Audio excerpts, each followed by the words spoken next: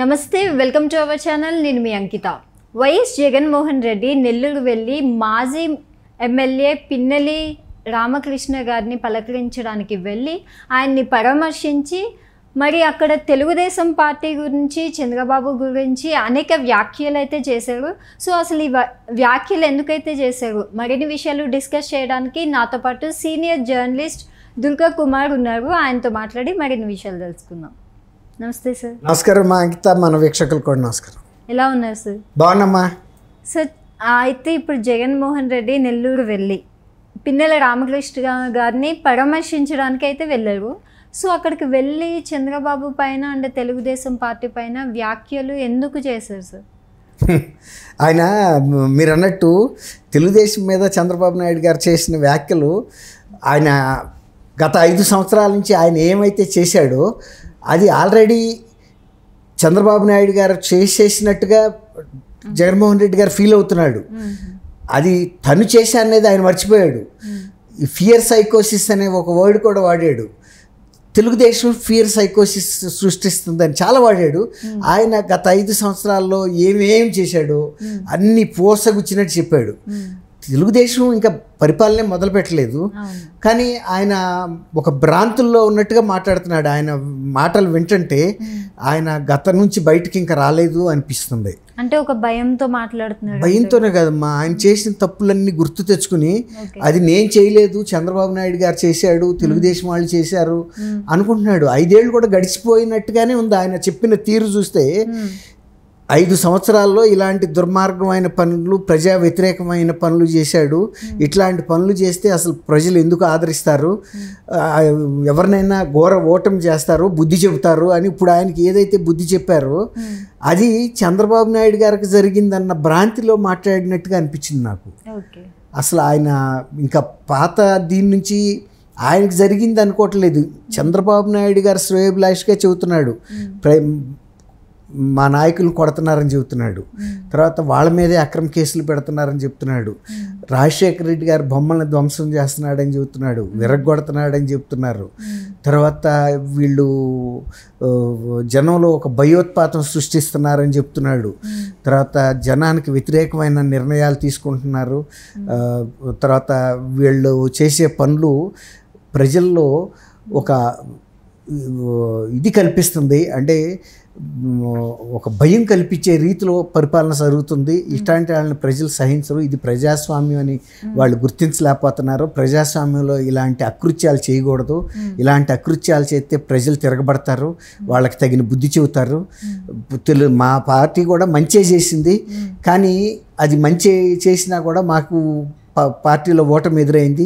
చంద్రబాబు నాయుడు గారు ఇచ్చిన ఒక అబద్ధపు హామీలను నమ్మి ప్రజలు మోసపోయారు. గతంలో ఈయన 2019లో ఎలాంటి హామీలు, అమలు కాని హామీలు ఇచ్చాడు, మోసపూరితంగా ఇచ్చాడు అని ఆయనే చెప్తున్నాడు. ఇవన్నీ అంటే 2019లో ఆయన ఏమేమి వైఖరులు అనుసరించాడో ఆ వైఖరులన్నీ ఇప్పుడు చంద్రబాబు నాయుడు గారికి ఆపాదిస్తున్నాడు.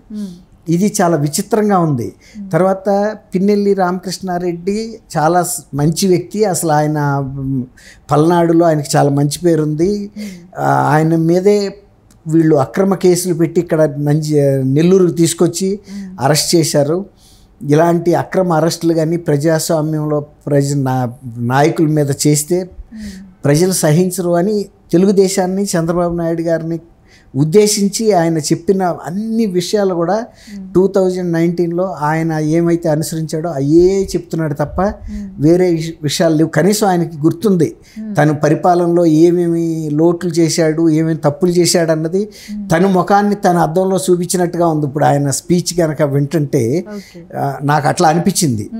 కాబట్టి జగన్మోహన్ రెడ్డి గారిలో ఏమి మార్పు అనేది రాలేదు. అప్పుడే ఈయన్ని హెచ్చరించే పరిస్థితికి వచ్చాడు. నిజంగా కనుక ఆయన ఈయన్ని హెచ్చరించే పరిస్థితి వచ్చినప్పుడు ఆయన 3 రాజధానులు పెట్టాడు, కానీ ఈయన ఒక రాజధాని అంటున్నాడు. ఇప్పుడు ఆయన ప్రజల్లోకి వెళ్ళి అది ప్రశ్నించాలి. నేను 3 రాజధానులు ఏర్పాటు చేశాను, వైజాగ్లో రాజధాని పెట్టినప్పుడు కనీసం 10,000 ఎకరాలైనా ఈయన అక్కడ సమకూర్చి ఉండాలి కదా, నేను సమకూర్చిన 10,000 ఎకరాలు ఏమైందని ప్రజల్లోకి వచ్చి అడగాలి. ఆయన అక్కడ నెల్లూరు జైల్లో ఉండి కాదు, ఒక రాజధాని ఏర్పాటుకి 30,000 ఎకరాలు అడిగాడు ఆయన అమరావతిలో. ఇప్పుడు ఆయన 3 ప్రతిపాదించాడు. న్యాయ రాజధాని కర్నూలు, కార్యనిర్వాహక రాజధాని వైజాగ్, శాసన రాజధాని అమరావతి. సరే, అమరావతిలో ల్యాండ్ ఉంది. ఇప్పుడు ఆయన ప్రతిపాదించిన వైజాగ్లో 10,000 ఎకరాలన్నా సేకరించాలి కదా. నేను సేకరించాను 10,000 ఎకరాలు, నువ్వు ఎందుకు కట్టట్లేదని ప్రజల్లోకి రావాలి. ఆయన విధానాలన్నింటినీ ఆయన ఈయన తొంగలో తొక్కి కొత్త విధానాలు అమలు చేస్తున్నాడు కదా. నిజంగా ఈ ప్రజలకి పనికొచ్చాయి అయితే ఈయన జనంలోకి వచ్చి ఇప్పుడు చెప్పాలి, నేను ఎందుకు ప్రతిపాదించాను, నేను మీ మేలు కోరి, మీ ప్రాంతం మేలు కోరి ప్రతిపాదిస్తే ఇదిగో చంద్రబాబు నాయుడు ఇలాంటి పనులు చేస్తున్నాడు, మీరు రండి, నేను వ్యతిరేకిస్తానని చెప్పి జనంలోకి వెళ్ళి మాట్లాడాలి. శాసనసభలోనూ వచ్చి మాట్లాడట్లేదు, జనంలోకి వెళ్ళి మాట్లాడట్లేదు. ఇక్కడ జైలు దగ్గరికి వెళ్ళటం ఎందుకు? ఇప్పుడు ఆయన పిన్నెల్లి రామకృష్ణారెడ్డి ఎక్కడికి వెళ్తాడు? పిన్నెల్లి రామకృష్ణారెడ్డి చేసిన తప్పు ఏంటనేది మొత్తం వీడియోల్లో అందరూ చూశారు. ఈవీఎంలు పగలగొడితే ప్రతి వాళ్ళు కనుక ఇలాంటి మంచి వ్యక్తి పిన్నెల్లి రామకృష్ణారెడ్డి, ఆయన కేంద్ర ఎన్నికల సంఘం నిర్వహిస్తున్న ఎన్నికలకి రాష్ట్ర ఎన్నికల సంఘం ఇక్కడ ప్రతినిధిగా వ్యవహరించి అన్ని బందోబస్తు చర్యలు తీసుకుంటే ఒక ఎమ్మెల్యేగా నీకున్న అధికారాన్ని ఉపయోగించి బూత్లోకి వెళ్ళి నువ్వు చేయాల్సింది ఈవీఎంలు పగలగొట్టడమా? అది ఖండించకపోగా అదేదో ఆయన ఘనకార్యం చేసినట్టు మహాత్మా గాంధీ గారు ఉప్పు సత్యాగ్రహం చేసినంత కీర్తిస్తున్నాడు పిన్నెల్లి రామకృష్ణారెడ్డిని.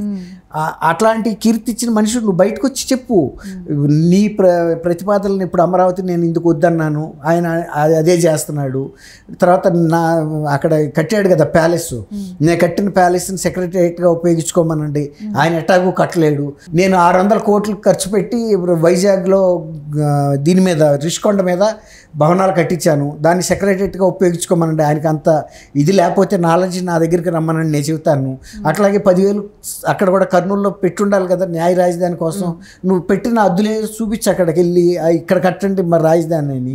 అంతేగాని ఇవాళ తనకు జరిగిన అనుభవాలు, తను చేసిన తప్పులు కూడా చంద్రబాబు నాయుడు గారి మీద, చంద్రబాబు నాయుడు ప్రజల యొక్క అభిమానం చూరగానే వచ్చాడు. ఆయన 2019లో ఓడిపోయినందుకు అందులో జరిగిన తప్పులు అన్నీ ఇవాళ ప్రజల ముందు చెప్పాడు, ఇది జరిగిందని. అసలు దానికి తోడు నీ పరిపాలన చూసే కదా ఇవాళ నిన్ను తిరస్కరించింది. ఇవాళ నువ్వు ఇవన్నీ శుద్ధులు తెలుగుదేశంకి చెప్పే బదులు ఇప్పుడు నువ్వు ఆశ్రయించు. నువ్వు 2024లో కనీసం వాళ్ళకి 23 సీట్స్ వచ్చినాయి 2019లో, ఇవాళ 24లో నీకు 11 సీట్లు కూడా రాలేదు, 11 వచ్చినాయి మ్యాక్సిమం. ఇప్పుడు ఇవన్నీ తప్పులు నువ్వు సరి చేసుకోవాల్సింది పోయి ఇప్పుడు చంద్రబాబు నాయుడు గారిని ప్రజలు సహించకపోతే ఆయన తీసుకుంటాడు ఆ శిక్ష. ఇప్పుడు నువ్వు తీసుకున్న శిక్ష ఆయనకు కూడా వస్తుంది. ఇప్పుడు నువ్వు చేసిన తప్పులకి ప్రజల ముందుకు వచ్చి వివరణ ఇవ్వు. అంతేగాని చంద్రబాబు నాయుడు గారు ఇది చేశాడు అప్పుడే ఆయన ఒక అడుగు కూడా ముందుకెళ్ళలేదు. వాళ్ళు ఎక్కడున్నాడు, నువ్వు ఎక్కడున్నావు? జైలు దగ్గర ఉన్నావు. జైలు దగ్గర ఉన్నది అదేమన్నా పెద్ద ఇష్యూవా? పిన్నెల్లి రామకృష్ణారెడ్డి ఒక నేరం చేశాడు, ప్రజలందరూ కూడా చూశారు, ఆయన మీద అక్రమ కేసులు పెట్టారంటున్నావు. వీడియోలే కనపడుతుంటే పగలగొట్టినట్టు నువ్వు కూడా చెబుతున్నావు పగలగొట్టారని. ఇంకా నువ్వు ఆయన సమర్థిస్తుంటే ప్రజలు నువ్వు ఒక నేరస్తుడిని సమర్థిస్తున్న మాజీ ముఖ్యమంత్రిగా నిన్ను ఎలా క్షమిస్తారు? నువ్వు మంచి మాటలు మాట్లాడు. ఇప్పటికైనా కూడా చంద్రబాబు నాయుడు గారు ఢిల్లీలో ఉన్నాడు, ఆయన సాయంత్రం లోపల రేపో అక్కడ ఏం జరిగిందో చెప్తాడు. ఒకవేళ చెప్పకపోయినాడు నువ్వు అడుగు, నువ్వు ఢిల్లీ నీవేమైనా స్వార్థ ప్రయోజనాల కోసం వెళ్ళావు, ఢిల్లీ వెళ్ళి ఎవరిని కలిసావు, ఏం జరిగిందని అడుగు. నువ్వెప్పుడు నీకు చెప్పే అలవాటు లేదు, కనీసం ఆయన చెప్పింది తిను, నిజమో కాదో. ఒకవేళ కనుక తప్పు అయితే చెప్పు ప్రజల ముందు. సార్, అయితే చంద్రబాబు సీఎం అయ్యి 1 మంత్ అవుతుంది. సో ఈ 1 మంత్ అయినప్పుడు 1 మంత్ అవుతుంది జస్ట్. అయితే ఈ 1 మంత్లోనే వైఎస్ జగన్మోహన్ రెడ్డి ఎందుకు ఈ వ్యాఖ్యలన్నీ పుట్టిస్తున్నారు? అంటే ఆయనకి పదవి కోల్పోయిన తర్వాత బ్యాలెన్స్ కూడా, మెంటల్ బ్యాలెన్స్ అంతంత మాత్రం.